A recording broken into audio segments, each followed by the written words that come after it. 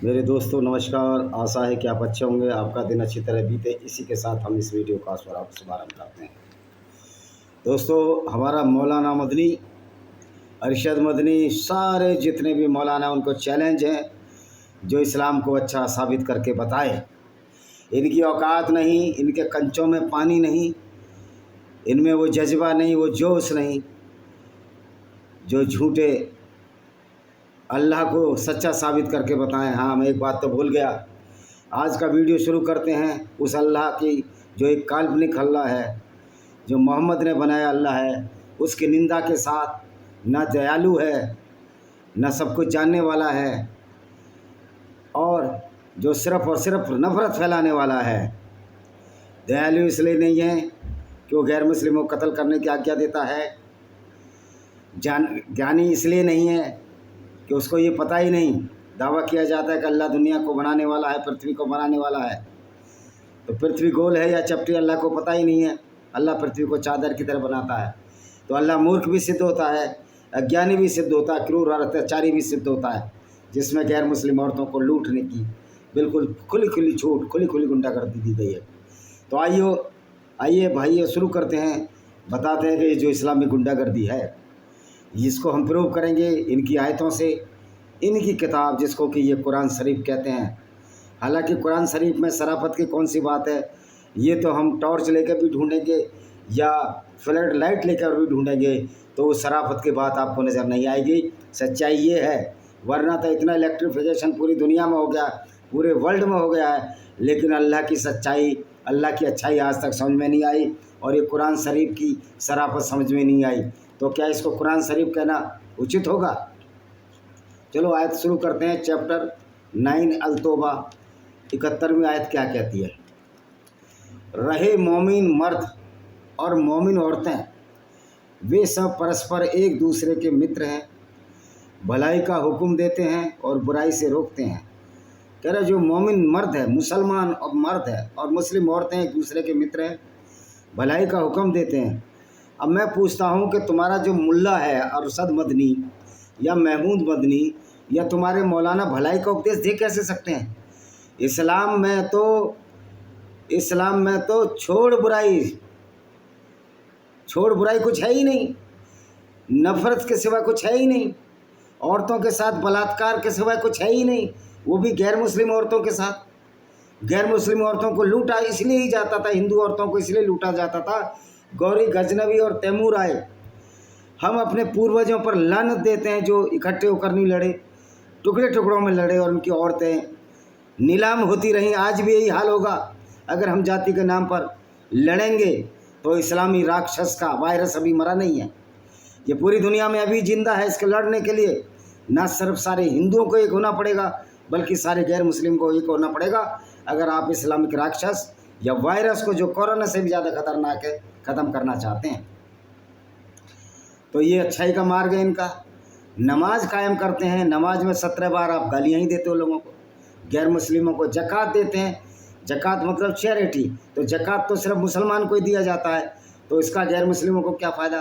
अल्लाह और उसके रसूल की आज्ञा का पालन करते हैं। देखिए, अल्लाह तो काल्पनिक है, और जब काल्पनिक अल्लाह है तो उसकी आज्ञा हो ही नहीं सकती। तो ये सारी रसूल की आज्ञा थी, और वो रसूल की आज्ञा किस तरह की खतरनाक आज्ञा है। गैर मुस्लिमों को लूटो, उनकी औरतों से बलात्कार करो, अगर पैसा से फिर भी पेट ना भरे तो काफिले लूटो, जो मोहम्मद साहब कहते थे। तो मोहम्मद की आज्ञा तो वही होगी जो मोहम्मद करता था। वे लोग हैं जिनका शीघ्र अल्लाह दया करेगा। तो अल्लाह ने ना मानो, अल्लाह इन पर दया करेगा जो मुस्लिम है, यानी कि जो दूसरों को लूटने वाले, दूसरों की औरतों के साथ बलात्कार करने वाले, बाजारों में बेचने वाले लोगों पर दया करेगा। निसंदेह अल्लाह प्रभावशाली किधर से है? ये तो नेगेटिव प्रभाव है। प्रभावशाली तो दाऊद इब्राहिम भी है, इसलिए मोहम्मद का नाम 100 लोगों की लिस्ट में है जो प्रभावशाली हैं। ये अलग बात है कि उसमें मोहम्मद का भी नाम है और हिटलर का भी नाम है। इन दोनों की तुलना करो, दोनों ही क्रूर अत्याचारी हैं। हमारे मुस्लिम भाई बड़े फ़ख्र से बताते हैं कि अल्लाह का पैगंबर का नाम प्रभावशाली व्यक्तियों में। वही प्रभाव कैसा है? कोई शराब का व्यापारी होगा, पूरे देश में शराबी माफिया ही कहलाएगा। तो मोहम्मद में तो सारे अवगुण थे एक साथ। ये कत्ल का माफिया था, ये लूट का माफिया था, ये दूसरों की औरतों को बाजारों में बेचने का माफिया था, यानी कि वुमेन ट्रैफिकिंग करता था, दास खरीदता था, दास बेचता था। तो सारा ही माफिया गिरी थी इनके अंदर। 72वीं आयत, मोमिन मर्दों और मोमिन औरतों से अल्लाह ने ऐसे बागों का वायदा किया जिसके नीचे नहरें बह रही होंगी। बाग के नीचे नहर बह रही होगी। भाई नहर बाग के बगल में बहे तो समझ में आती है, मैंने तो बाग के नीचे कोई नहर देखी नहीं। जिनमें वे सदैव रहेंगे और सदाबहार बागों में पवित्र निस्तान गिरोह का भी वादा, अल्लाह की प्रसन्नता और रजामंदी का जो सबसे बढ़कर है। तो भैया अल्लाह तो बड़ा खतरनाक है, अल्लाह तो काल्पनिक है, कोई नहर वहर नहीं है। ये सब बेवकूफ़ बनाया मोहम्मद ने तुम लोगों को, तुम्हारे साथ प्राण किया। और महमूद मदनी को मेरे का चैलेंज है, महमूद मदनी और अरशद मदनी दोनों को, चाचा भतीजों को चैलेंज है। और चैलेंज है तुम्हारा एक रिश्तेदार जो शिकागो में आतंकवाद फैला रहा है, डॉक्टर यासिर अल-वजीदी। अब मेरी समझ में नहीं आती ये इस्लाम में कौन सी पीएचडी, कौन सी इंटेलिजेंसी की बात है, इनको पीएचडी की डिग्री देनी चाहिए, और कौन से इस्लाम में स्कॉलर है। इस्लाम तो एक वाहिद ऐसी जगह है जहाँ मूर्खों का वास है, अज्ञानता है, तो अज्ञानता में पीएचडी की डिग्री मेरी समझ में नहीं आती। 73वां, हे नबी इनकार करने वाले मुनाफिकों से जिहाद करो, यानी कि जो गैर मुस्लिम उनसे जिहाद करो, उनको कत्ल करो, उनके साथ सख्ती से पेश आओ, अनंत उनका ठिकाना जहन्नुम है। और अल्लाह की तो औकात नहीं और पैगंबर की औकात नहीं जो किसी को जहन्नुम पहुंच सके, कि जहन्नुम है ही नहीं, वह वहाँ पहुंचने की बहुत बुरी जगह है। तो क्या ये रसूल वहाँ जहन्नुम में, हाँ गए जहन्नुम में गया। ये जो नकली फर्जीवाड़ा मोहम्मद ने फैलाया था जहन्नुम और जन्नत का, एक ऐसे घोड़े पर सवार होकर गया, बुर्राक नाम का जानवर, जो एवोल्यूशन में है ही नहीं, साइंस ने प्रूव ही नहीं किया इस तरह का कोई जानवर है। तो ये सारा जो फ्रॉड है, ये जो इस्लाम है, ये बहुत बड़ा फ्रॉड है, बहुत बड़ा प्रैंक है मुस्लिमों के साथ। फिर 74वीं आयत क्या कहती है, वे अल्लाह की कसमें खाते हैं, उन्होंने नहीं खा। वो कौन खाते हैं? जो मुसलमान नहीं बनते थे अंदर से, वो अल्लाह की कसमें खाते थे, क्योंकि ये कत्ल की बात करता था मोहम्मद, ये तो अत्याचारी था। और कहते हैं ना, नंगे से तो दुनिया डरती है। जो आदमी नंगा हो जाए, आदमी कत्ल करने लगे, लोगों को लूटने लगे, राक्षसी प्रवृत्ति उसमें समा जाए, तो सब लोग उससे बचने की कोशिश करते हैं। इसलिए मोहम्मद के डर के सामने कह देते थे हमने अल्लाह की कसम। हालांकि उन्होंने अवश्य कुफ्र की बात कही और अपने इस्लाम स्वीकार करने के पश्चात इनकार किया। कोई ही मूर्ख होगा, मूर्ख ही लोग इस्लाम स्वीकार करेंगे, थोड़ा सा भी जिसमें दिमाग होगा, भेजा होगा, इस्लाम को छोड़ देगा। और आज इसलिए हमारे मुस्लिम भाई इस्लाम को छोड़ते चले जा रहे हैं। अब ये बताओ, जो अल्लाह है अगर दुनिया बनाई है तो भेदभाव करेगा? काले कुत्ते को मारो, काले कुत्ते को इसलिए मारते थे, मोहम्मद जाता था काफिले लूटने, काला कुत्ता जो भौंकता होगा, या ये इनकी 10-11 बीबियाँ थीं, एक इनकी रखेल थी मारिया की बतिया, बागे फदक में वहाँ जाते थे मदीना के पास, तो किसी दिन कुत्ते ने लुंगी पुंगी खींच ली होगी इनको, तो मोहम्मद के दिमाग में तो एक काम वासना और लूट ही चढ़ा रहता था। तो दोनों ही जगह कुत्ता इनको परेशान करते थे, कह रहे काले कुत्ते को मार दो। इसलिए मोहम्मद, मैंने एक काला कुत्ता तुम्हारी टांग काटने के लिए रखा हुआ है।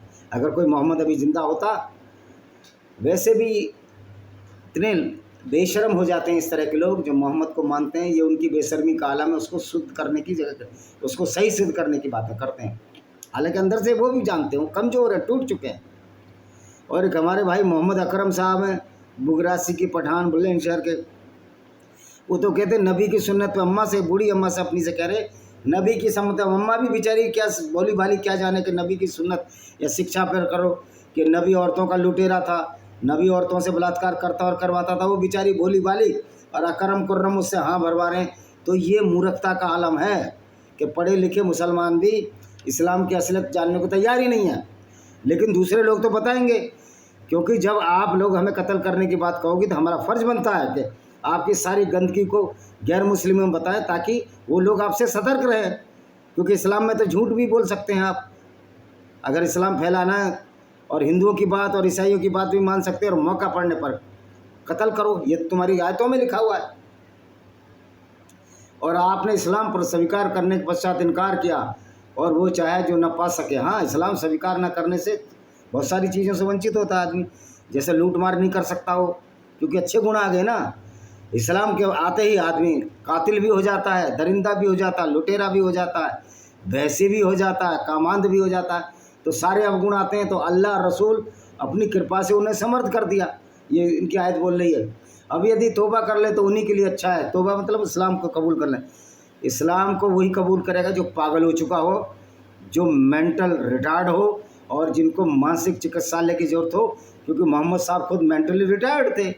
उनको मिर्गी के दौरे आते थे, जब कोई आयत उतारते थे घंटी की आवाज़ें टन टन टन और मुँह से झाग आता था। ये तो आपकी किताबों में लिखा है, हदीसों में लिखा है। ओके, और फिर क्या धमकी दे रहे हैं, यदि उन्होंने मुंह मोड़ा अल्लाह उन्हें दुनिया आखिरत में दुख। अल्लाह की औकात नहीं जो किसी को दुख दे सके, क्योंकि अल्लाह है ही नहीं।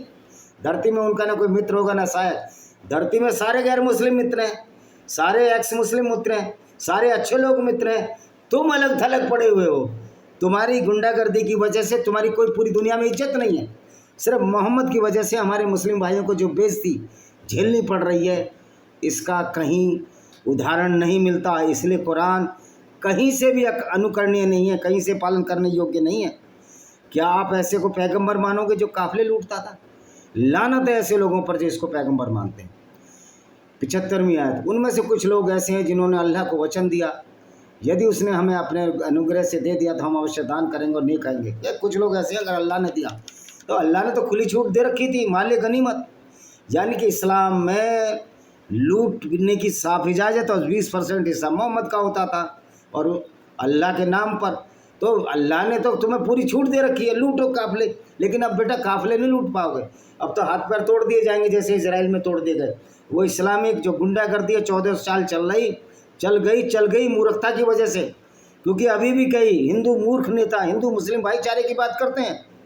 ओ भाई, जब इस्लाम मना करता है भाईचारा करना ही नहीं है, हमें तो जिहाद लड़ना है, तो अखिलेश यादव तुम मूर्ख हो, चंद्रशेखर रावण तुम भी मूर्ख हो। इवन बीजेपी के भी जो लीडर कहते हैं हिंदू मुस्लिम भाईचारा होना चाहिए, वो निपट मूर्ख हैं। और बड़े दुर्भाग्य की बात है, आज राजनीति में अनपढ़ गंवार बलात्कारियों का बोलबाला है। ज़्यादातर लोग ऐसे ही चुनकर आते हैं। और यह असुद्दीन ओवैसी धमकी देता रहता है, एक दिन इसकी धमकी का ऐसा जवाब दिया जाएगा कि ये धमकी देने लायक ही नहीं बचेगा। किंतु जब अल्लाह ने उन्हें अपने अनुग्रह से दे दिया तो उसमें कंजूसी करने लगे और पहलू बचा कर निकल गए। अल्लाह ने अनुग्रह से दे दिया, यानी 1-2 बार लूटपाट कर ली थी, फिर बोला हम नहीं करेंगे ये काम। तो मोहम्मद इसी से चिढ़ता था। फिर परिणाम हुआ, उनके दिलों में उस दिन के लिए कपटाचार डाल दिया। जब वे उससे मिलेंगे इसलिए उन्होंने अल्लाह से जो प्रतिज्ञा की थी उसे भंग कर दिया, इसलिए कि झूठ बोलते रहे। अल्लाह से बड़ा तो कोई झूठा ही नहीं है। अल्लाह ने जितना मुसलमानों को गुमराह किया उतना तो किसी ने किया नहीं है। तो अल्लाह खुद झूठा दूसरों को झूठा बता रहा है, क्या ये झूठ नहीं है? अल्लाह बोलता है कि धरती स्थिर है, सूर्य उसके चारों तरफ चक्कर काटता है। तो अल्लाह नंबर 1 का झूठा है। 78, क्या उन्हें खबर नहीं कि अल्लाह उनका भेद, उनकी कानों फूसियों को अच्छी तरह जानता है। अल्लाह जानता मैंगो अम्ब जानता है, कुछ नहीं जानता। अल्लाह तो ये भी नहीं जानता बेर की डैश डैश की तरह होती है, क्योंकि दावा तो करता है दुनिया को बनाने का, पर उसको पता ही नहीं है दुनिया गोल है या चादर की तरह फैली। अल्लाह कुछ नहीं जानता, ये सारा फ्रॉड है। कुरान की आयतें सारी झूठी है। और यह है कि अल्लाह परोक्ष की सारी बातों को भली बातें जानता है। कुरान कह रही है ना, कुरान तो खुद झूठी किताब है। कुरान उस मोहम्मद ने लिखवाई अपने फ़ायदे के लिए। 79 आयत, जो लोग स्वेच्छापूर्वक देने वाले मोमिनों पर उनको सदक़ों के विषय में चोटें करते हैं और उन लोगों का उपवास करते हैं जिनके पास इसके सिवा कुछ नहीं, जो वे मशक्क़त उठा कर देते हैं, उन उपवास करने वाला का उपवास अल्लाह ने किया, उनके लिए दुखद यातना। कह रहा जो लोग स्वेच्छापूर्ण दान में सदक़ों के विषय में। अब ये मोहम्मद क्या करता था, काफिले लूटता था, आपस में मुसलमानों को बांट देता था। तो उनमें से कुछ लोगों को अच्छा नहीं लगता था, उसकी मजाक बनाते थे। अब भाई एक बात बताओ, दूसरे से लूट के दूसरों को दे दो, उसमें कौन सी अच्छी बात है? काफिले लूटे, औरतें लूट के तुम बांट रहे हो, यानी कोई अच्छा काम तो कर नहीं रहे हो। लेकिन फिर भी आप पैगंबर हो। क्यों पैगंबर को? कुरान में लिखा है। तो कुरान किसने लिखवाई? मोहम्मद ने लिखवाई। तो ये सब मोहम्मद का खेल था, ये मुसलमान भाइयों को समझना चाहिए। इसलिए अल्लाह की आज दात नहीं है, अल्लाह की औकात कुछ नहीं। अल्लाह एक झूठा और काल्पनिक पात्र है, उससे कौन डरेगा ऐसे अल्लाह से? नकली अल्लाह, कागजी अल्लाह, जिसकी फ़ोटो भी नहीं। और क्या बोल क्या रहा है इसी आयत में? अल्लाह उपवास अल्लाह ने किया, अल्लाह ने उसकी खिल्ली उड़ाई। अल्लाह की तो दांत ही नहीं है, अल्लाह तो निरंकारी निराकार है। जब अल्लाह निराकार है तो हंसता कैसे है? हंसने के लिए दांत और मुंह भी चाहिए ना। तो इस्लाम इसी तरह की झूठ और पाखंड से भरा हुआ है। 80वीं आयत क्या कहती है? तुम उनके लिए क्षमा की प्रार्थना करो या उनके लिए क्षमा की प्रार्थना न करो। यदि तुम उनके लिए 70 बार भी क्षमा की प्रार्थना करोगे तो भी अल्लाह उन्हें क्षमा नहीं करेगा। यह इसलिए कि उन्होंने अल्लाह उसके रसूल के साथ कुफ्र किया। अल्लाह आज्ञाकारियों को सीधा मार्ग नहीं दिखाता, अल्लाह आज्ञाकारियों को सीधा मार्ग नहीं दिखाता, अच्छी बात है, लेकिन मुसलमानों को कौन सा सीधा मार्ग दिखाता? अल्लाह तो कहता है मुसलमानों को जिहाद करो, सारे गैर मुस्लिमों को कत्ल करो या उनको मुसलमान बनाओ। तो अल्लाह तो खुद ही ऐसा लगता है कि गैंगस्टरों का सरदार है, कातिलों का सरदार है, लुटेरे और चोर उचक्कों का सरदार है। तो ये सीधा मार्ग तो दिखाई नहीं सकता। अगर हम मुसलमान भी हो जाएं तो हम तो अच्छे भले आदमी हैं, अभी बाद में मोहम्मद की सुन्नत पढ़ेंगे तो हम भी काबिले लूटने लगेंगे, हम तो अपराधी हो जाएंगे। तो इस इस्लाम को मानने की कोई आवश्यकता है क्या? एक्चुअल में इस्लाम अपराधियों का गिरोह ही तैयार करता है, इसके सिवा कुछ नहीं करता। ये कुरान की आयतें बोल रही भाई, मैं नहीं बोल रहा। पीछे रह जाने वाले अल्लाह के रसूल के पीछे बैठकर प्रसन्न हुए, उन्हें नापसंद हुआ कि अल्लाह के मार्ग में अपने मालों अपनी जानों के साथ जिहाद करें। उन्होंने कहा इस गर्मी में नहीं निकलो, कह दो जहन्नुम के आगे से अधिक गर्म है, यदि वे समझ पाते। अब होता क्या था, मोहम्मद को लूटने की चुल होती थी, ये लूटता रहता था क्योंकि हराम का खाते थे सब लूट के। ये अलग बात है कि इस्लाम में लूट को हलाल कहा गया है क्योंकि अल्लाह के नाम से लूट है। तो अल्लाह ने तो ऐसी फौज पाल रखी थी जो लुटेरों की फौज थी, गुंडे बदमाशों कातिल और बलात्कारियों की फौज थी। कह रहा अल्लाह के रसूल के पीछे बैठ बहुत सारे लोग मोहम्मद के साथ नहीं जाते थे। तो ये उसी पर आयत उतरी है कि ये कह रहे हैं कि गर्मी में कौन जाए, अपनी माल साथ के साथ जिहाद क्यों करें, हम गर्मी में क्यों जाए। तो ये कह रहा जहन्नुम की आग उससे भी गर्म है, और जहन्नुम की आग झेलो तुम, क्योंकि जहन्नुम है ही नहीं। जहन्नुम की ऐसी की तैसी, कोई जहन्नुम वहन्नुम नहीं है, कोई नरक नहीं है। झूठ फरेब अल्लाह का, झूठ अल्लाह का। और अल्लाह की औकात है तो मेरे पे बिजली कड़का हो, तो कहते हैं ना कुरान में बिजली कड़कती है, और अल्लाह कुछ नहीं कर सकता। अब चाहिए जो वे कुछ कमाते रहे उसके बदले हंसे कम रोया देख। कह रहे जो उन्होंने कमाया, जो मेहनत से, अबू सुफियान मेहनत से कमाता था, जो मोहम्मद का चचेरा भाई था, काफिले ले जाता था बिजनेस, चमड़े मसाले इस तरह के, तो वो तो मेहनत से कमाता था। लेकिन मोहम्मद तो लूटा रहता था, लूट मचाता था। उन्होंने जिस किसी, अच्छा जी हो गया, ये इनकी देखिए कुरान है, ये लूटपाट चाहिए इसको, बस कम हंसे कम, अब रोए नहीं। अब धमकी दे रहा है कि तो अभी हंस लो। अरे जो हमेशा हंसेगा जो अच्छे काम करेगा। आज जितना भी मुसलमान वो रोता ही रहता है, विक्टिम कार्ड खेलता है। यहूदियों को मारा उसके बाद कोई चर्चा नहीं करते, ये राक्षसी कौम। अब इजराइल मार रहा था, इनको दर्द हो रहा है। भाई क्यों, तुम क्या आकाश से उतर के आए हो? अगर वो एक मारा तो 10,000, उसने तो 50,000 मार दिए, बहुत ही अच्छा किया। जब तक आप इजराइल की तरह व्यवहार नहीं करोगे, इस्लामी गुंडागर्दी नहीं रुक सकती। ये बात हमको समझ लेनी चाहिए। गीता भी ये कहती है, सटे साठम समाचार है, दुष्ट के साथ दुष्टता का व्यवहार करो। आप दुष्ट को, आप कितने भी अच्छे हों, आप कितने भी अच्छे विचारधारा हों, क्या एक आप पागल कुत्ते के साथ सो सकते हो? तो ये पूरा गैंग एक पागल कुत्ते की तरह है, जो कोरोना से भी और रेबीज से भी खतरनाक वायरस जो इनके दिमागों में घुस गया है कि हमें तो पूरी दुनिया में जिहाद करना। और गजवा हिंद एक पागल लाल टोपी जैद हमीद पाकिस्तानी पागल, अरे उसको पागल खाने भेजो। अगर आपके यहाँ कोई अच्छे डॉक्टर नहीं तो इंडिया भेजो, उसका इलाज हम कर देंगे। वैसे सऊदी अरब में तो उसका इलाज हुआ था जब उसकी टुकाई पिटाई हुई थी। तो जैद हामिद को भाइयों, पाकिस्तान में रहने वाले भाइयों, ये फसाद कराना चाहता है। हमारे मुस्लिम भाइयों, आप समझो कि तुम्हारा पैगंबर ऐसा था, खारिज करो इस पैगंबर को, और पाकिस्तान में जैद हामिद का भी इलाज करो। यार इतने लोगों का इलाज हुआ, जैद हामिद का इलाज नहीं कर सकते? मैं जान से मारने की नहीं कह रहा, 2-4 चपेट और पिटाई कर दोगे उससे बहुत अच्छा हो जाएगा। हालांकि तहरीक इंसाफ, इमरान खान की पार्टी वालों ने 2-4 धक्के तो दिए थे, लेकिन ढंग से धक्के। तो इसका दिमाग पागल होगा, इसको कई बार गिरने से भी, जो एकदम अचानक गिरने से भी दिमाग सही हो जाता, तो हो सकता है ये पागलपन इसका दूर हो जाए। या इसको ऊपर छत पर चढ़ा के इसको बोलो नीचे कूद, तो दिमाग सही हो जाता है कई लोगों का। जैद हामिद का यही इलाज है। 83वीं आयत। अब यदि अल्लाह तुम्हें उनके गिरोह की ओर रुजू कर दे, भविष्य में तुमसे साथ निकलने की अनुमति चाहे तो कह देना तुम मेरे साथ कभी नहीं निकल सकते। अब तो बिल्कुल मत निकलो बेटा। अब जो भी इस्लाम की गुंडागर्दी करेगा उसका हश्र ऐसा ही होगा जब इजराइल का हुआ। तो भाई या तो सुधर जाओ या सुधार दिए जाओगे, क्योंकि अल्लाह वल्लाह कोई नहीं है, ना बचाने आएगा। न मेरे साथ किसी शत्रु से लड़ सकते हो, मोहम्मद कह रहा है। और भाई तुम तो सारी दुनिया शत्रु बना लिए, किस किस से लड़ोगे तुम? एक्स मुस्लिम तुम्हारे दुश्मन, मानवतावादी तुम्हारे दुश्मन, नास्तिक तुम्हारे दुश्मन, हिंदू तुम्हारे दुश्मन, यहूदी तुम्हारे दुश्मन, क्योंकि तुम्हारी किताब ने ही बोल दिया है कि सारे हमारे दुश्मन हैं, हम लड़ते रहेंगे। तो जब इतने दुश्मन बनाओगे और नकली अल्लाह के साथ तुम लड़ाई कर रहे हो, जिहाद कर रहे हो, तो अब तो कोई डरता ही नहीं ना। जो अल्लाह ही नकली है, कठपुतली से कोई डरता है? तो आप गुड़िया, अल्लाह की गुड़िया लिए घूमते रहो, उससे कुछ होने वाला नहीं है। ये सब मूर्खता की बात है, इस पर कोई विश्वास भी नहीं करता। उनमें से जिसका किसी व्यक्ति की मृत्यु है तो उसकी जनाजे की नमाज कभी न पढ़ना। अरे भाई, जनाजे की नमाज तो इस्लाम छोड़ने वाला जनाजे की नमाज पढ़ाएगा ही नहीं, वो तो दूसरे रिचुअल से। और मरने के बाद तो कैसे भी पढ़ लो जनाजे की नमाज सारा झूठ और फ्रॉड है। इसको न उसकी कब्र पर खड़े होना, मत खड़े हो। जो कोई मरने के बाद अगर कोई मर जाए उसकी कब्र पर खड़े होना हो, क्या फ़र्क पड़ता है? मतलब ऐसे मोहम्मद डराता था जैसे सास बहू की लड़ाई और पड़ोसी की लड़ाई होती थी।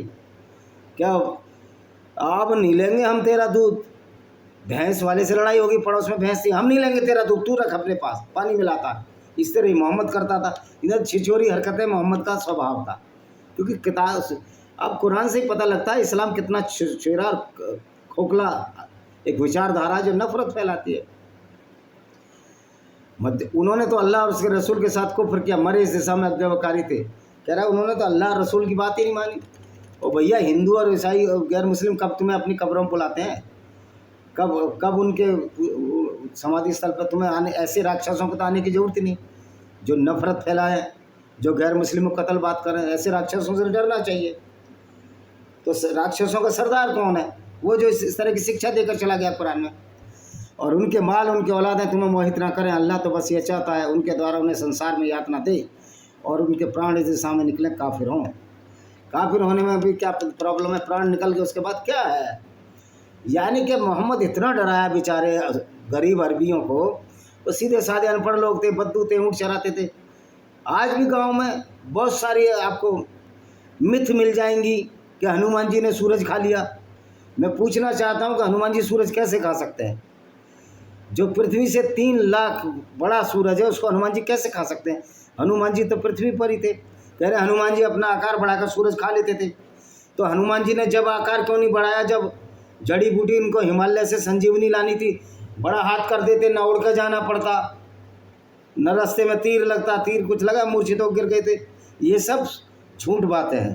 हाथ इतना लंबा कर देते वहाँ पहुँच जाता। जब सूरज को जो आदमी गाल में रख ले 3 गुने को, तो वहाँ हाथ नहीं पहुँच सकता। ये जो पुराण है इसमें भी गप है, सिर्फ वेद ही ऐसे ऑथेंटिक है और इसलिए इसको वैदिक धर्म कहा गया है। जब कोई सूरा उतरती है तो अल्लाह पर ईमान लाओ, उसके रसूल के साथ होकर जिहाद करो, तो उनके सामर्थ्य लाख तुमसे छुट्टी मांगने लगते हैं। कहते हैं हमें छोड़ दो, हम बैठने वालों के साथ रह जाए। जबकि कोई सूरा उतरती थी, मतलब आयत उतरती, तो सूरा तो मोहम्मद की उतरती थी कि जब इसने अपनी दत्तक पुत्र जैद बिन हरीत की बीबी ज़ैनब को नंगा देख लिया, उसके घर चला गया बिना कुंडा खटखड़ाए और उसकी शरीर पर मोहित होकर इसकी काम वासना जागने लगी, तो इस एक आयत फिर उतर गई कि नहीं है मोहम्मद उस लड़के का बाप जो कि गोद लिया है, इसलिए उसकी पुत्रवधू, उसकी पत्नी मेरी पुत्रवधू नहीं है और मैं शादी करता हूँ। और अल्लाह दिलों का राज बदल देता है। तो जब काम वासना जागी तो ऐसी आयत उतरती थी। मतलब इतना खुदगर्ज इंसान था ये पैगंबर, और इसके लिए मरे जा रहे हैं मुसलमान। उसको कोई बुरी बात, भाई तुम्हारे किताब बोल रही है, तुमको अगर बुरा लगता है तो तुम्हारी कुरान को ख़त्म करो। यानी कि ये मदरसों में वही चीज़ पढ़ाते हैं जो मैं बता रहा हूँ, लेकिन यहाँ क्यों बुरी लग रही है कि इनकी औकात सामने आ गई है। कि मदरसों में तो कह देंगे चोर चोर मौसेरे, भाई हम सारे मुसलमान हैं, दूसरों को लूटते रहो इस्लाम के नाम पर। बाहर बड़े मीठे बोल बोलता है ये बुढ़ा अरशद मदनी, ये देवबंद रहता है, ये टेररिस्ट है, ये आतंकवादी, इस्लामिक गुंडा है ये। वे इसी पर राजी हुए, पीछे रह जाने वाली स्त्रियों के साथ रह जाएं। उनके दिलों में तो मोहर लग गया थे। कह रहे वो स्त्रियों के साथ रहना चाहते थे। ओ तुम्हारे मोहम्मद से तो अच्छे थे। मोहम्मद के 11 बीवी होने औरतें लूटने चला जाता था। तबूक की लड़ाई में इसने कहा कि चलो वहाँ ब्लॉन्ड नीली आंखों वाली लड़कियाँ लूटने चलते हैं। तो तुम्हारे रसूल से तो वो लोग अच्छे थे जो रसूल के साथ नहीं गए। किंतु रसूल और उसके ईमान वाले साथियों ने अपने मालों, अपनी जानों के साथ जिहाद किया। और वही लोग हैं जिनके लिए भलाइयाँ, वही जो जिहाद करें, जो औरतें लूटें, वही लोग अच्छे हैं, वही सफल हैं। यानी कि इस्लाम सीधे सीधे कुरान कह रही है जो गुंडे बदमाश हैं, जो दूसरों को परेशान करें, लोगों को कत्ल करें, वही सफल हैं। तो आप समझ सकते हो कि इस्लाम की ज़हनियत किस तरह की है। अल्लाह ने उनके लिए बाग, ऐसे गुंडे बदमाशों के, चोर उचक्कों के लिए ऐसे बाग तैयार कर रखे हैं जिसके नीचे नहरें बह रही हैं और सदैव रहेंगे। यही बड़ी सफलता है। और कोई नहर वहर नहीं है। 90वीं आज की लास्ट आयत, बहाने करने वाले बद्दू भी आए, यानी कि जो ऊँट चराते थे कि उन्हें बैठे रहने की छुट्टी मिल जाए। और तुम्हारे मोहम्मद के काम सारे उल्टे काम थे, सारे मानवता के खिलाफ थे। तुम्हारा रसूल जो काम करता था, आज तो गिरे से गिरा चोर उचक्का भी नहीं करेगा कि दूसरों की औरतों को लूट ले। और एक लूटा, हजारों औरतों को लूटा इन्होंने और बाजारों बेच दिया। तो गिरे से गिरा व्यक्ति भी मोहम्मद जैसे गंदे काम नहीं करेगा। तो फिर इस कुरान एक काल्पनिक अल्लाह पर आधारित है, तो क्या हम ये ना बताएं कि किस तरह गैर मुस्लिमों को कत्ल करने की बात करती है कुरान। जो हिंदू मुस्लिम भाईचारे की बात करते हैं वो निपट मूर्ख हैं और गधे हैं। इन्हीं गधों की वजह से जो गैर मुस्लिमों का नुकसान हुआ है, इन्हीं सेकुलर लोगों की वजह से हुआ है। ये सेकुलर हो ही नहीं सकते जब तक इस्लाम है। इंडिया में क्या पूरी दुनिया में सेकुलरिज्म आ ही नहीं सकता, क्योंकि इस्लाम सेकुलरिज्म को मानता ही नहीं है। और क्या लिखता, और जो अल्लाह उसके रसूल से झूठ बोले बैठे रहे, उनमें से जिन्होंने इनकार किया से दुख यातना पहुँचेगी। आज तक तो यह दुख यातना नहीं आई, आज तो फट रही है, तो हमास वालों की फट रही है। तो जो हमास की पब्लिक को मार रहा है, इसराइल ठीक कर रहा है। हमास को जिताया इन लोगों से। हमास कोई आतंकवादी संगठन ही नहीं है सिर्फ, बल्कि वो वहाँ सत्ता थी, उसकी शासन था। इन्हीं बदमाशों ने, इन्हीं लुच्चे बदमाशों ने जिताया उनको। तो ये जो बच्चे मर रहे हैं तो तुम्हारी लुच्चागिरी से और तुम्हारी लफंगीगिरी से मर रहे हैं। इजराइल बिल्कुल ठीक कर रहा है। और हर गैर मुस्लिम को, हर इंसान वालों को, अगर कोई इस्लामिक टेररिस्ट, इस्लामिक गुंडा और इस्लाम के आधार पर आतंकवाद फैला रहा है, उसके साथ उससे भी ज़्यादा सलूक हो। अगर एक आतंकवादी को मार की जगह हमारा एक आदमी मरे 10 मारोगे, ये इस्लामिक गुंडागर्दी, अल्लाह की गुंडागर्दी 2 मिनट में रुक जाएगी। हाँ, इसके लिए युद्ध लड़ना पड़ेगा सड़कों पर, तर्क से और ताश से। मुझे लगता है हमारे मुसलमान भाई इतने सीधे समझदार हो जाएंगे कि इस्लाम अपने आप ही छोड़ देंगे, तो ये अपने आप ही गुंडागर्दी ख़त्म हो जाएगी और दुनिया एक बहुत बड़ा अच्छा वातावरण रहने लायक बन जाएगा। जब तक इस्लाम है, इस दुनिया को नरक बनाने में कोई कसर नहीं छोड़ेंगे, इसमें कोई शक और शुबा की गुंजाइश नहीं। इसी के साथ मैं इस वीडियो को विराम देता हूँ। वंदे मातरम, जय हिंद। आपका दिन शुभ हो। और हमारी किताबें हैं 10-12, उनको पढ़ लीजिए। मेरा नाम डालेंगे विजय कुमार पाल, डिस्क्रिमिनेटेड हिंदू भाई विजय कुमार पाल, और बहुत सारी किताबें आपके सामने आ जाएंगी। जय हिंद, आपका दिन शुभ।